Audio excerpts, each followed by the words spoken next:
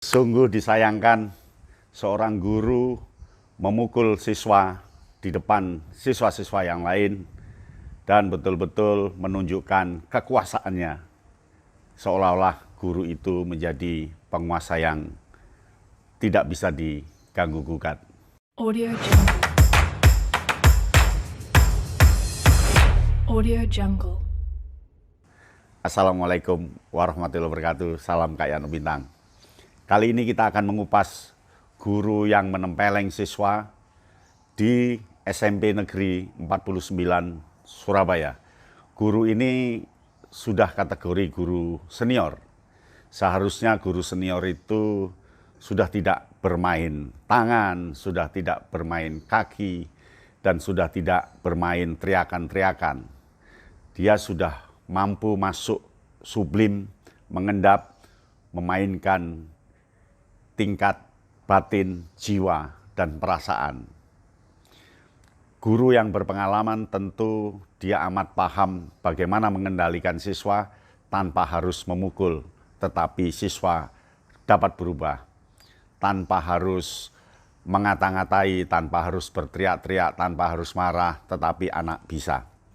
Guru senior seharusnya guru yang sudah banyak makan garam, punya banyak pengalaman. Tapi kali ini ternyata tidak.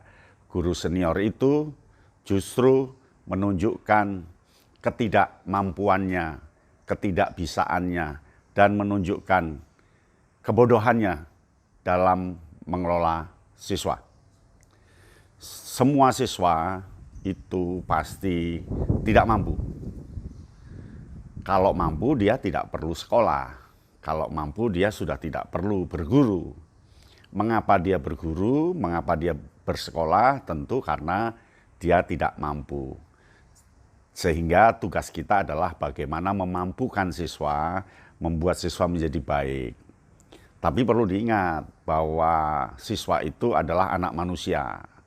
Dan kelak akan menjadi orang yang kita harapkan. Sehingga hindari perundungan, bully, judes, marah, apalagi nempeleng. Harus dihindari karena murid kita adalah manusia, bukan tumbuhan, bukan hewan. Kalau tumbuhan itu salah ya kita cabut atau kita potong. Kalau hewan salah ya harus kita pecut karena dia tidak bisa berpikir dan tidak bisa ngomong. Tapi ini manusia. Zaman sekarang sudah tidak musim, sudah tidak baik dan sudah tidak diharapkan ketika guru mendekati siswa dengan kekerasan. Dekatilah guru siswa dengan cara harmonis, dengan cara memanusiawikan manusia. Jadi anak itu anggap sebagai sosok generasi pengganti kita yang kelak akan santun, yang kelak akan sehingga kita pantang untuk melukai. Perlu diingat bahwa sebenarnya guru yang melukai siswa, guru yang nempeleng siswa, itu adalah guru peninggalan penjajah. Dulu penjajah itu ketika mengajar pribumi, dia dengan cara kekerasan supaya pribumi itu takluk, supaya pribumi itu diam, supaya pribumi itu nurut, tidak berontak, dan mereka diorientasikan menjadi pegawai-pegawai Belanda pada waktu itu. Nah, ternyata cara guru-guru di zaman Belanda itu ditiru karena muridnya jadi guru. Lalu ditiru lagi. Nah, masuk ke terakhir ini, guru SMP Negeri 49. Saya yakin dia meniru gaya-gaya lama, gaya-gaya yang tidak bisa diterima. Alasan apapun, mungkin alasannya emosi, alasannya lepas kendali, geram, dan sebagainya.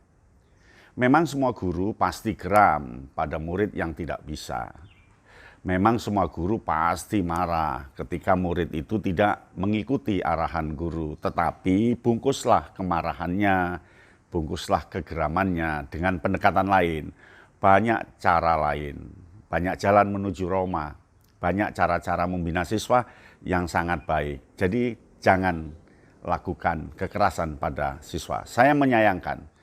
Nah, seharusnya guru itu sudah tidak boleh mengajar, lalu lakukan pembinaan, Dan ini supaya tidak ditiru oleh guru-guru lain. Jangan-jangan malah di Surabaya ini itu puncak gunung es. Artinya masih banyak guru-guru yang seperti itu yang tidak ketahuan. Sehingga saran saya pada Dinas Pendidikan Surabaya, lakukan pendataan besar-besaran, lakukan observasi besar-besaran, lakukan seleksi besar-besaran, guru yang temperamental, guru yang marah-marah, sisihkan, lakukan pembinaan dengan bagus, beri penjelasan yang bagus pula. Tentu itu akan mengena. Yang kedua tentu guru-guru perlu diajak menggunakan metode-metode lain, metode-metode yang belum dikuasai oleh dia, yang lebih manusiawi. Guru yang humanis itu yang sangat diperlukan sampai saat ini. Nah, yang ketiga, orang tua memang harus diajak pendekatan. Tetapi pendekatannya tidak dengan marah-marah, pendekatannya tidak dengan kekuasaan. Ini kan terlihat bahwa guru di Surabaya ini terlihat orang yang berkuasa sehingga dia menguasai siswa-siswanya. Terlihat aktif over, akhirnya siswa menjadi pasif, diam, dan manut. Ya pasti siswa itu ditempeleng pasti manut, dimarahi pasti manut, dibully pasti manut. Mengapa? Karena usianya masih sebegitu dan dia tidak bisa melawan. Itu yang menjadi kesadaran guru. Nah, oleh karena itu saya harapkan guru di SMP Negeri 49 ini merupakan guru yang terakhir yang melakukan kekerasan pada anak.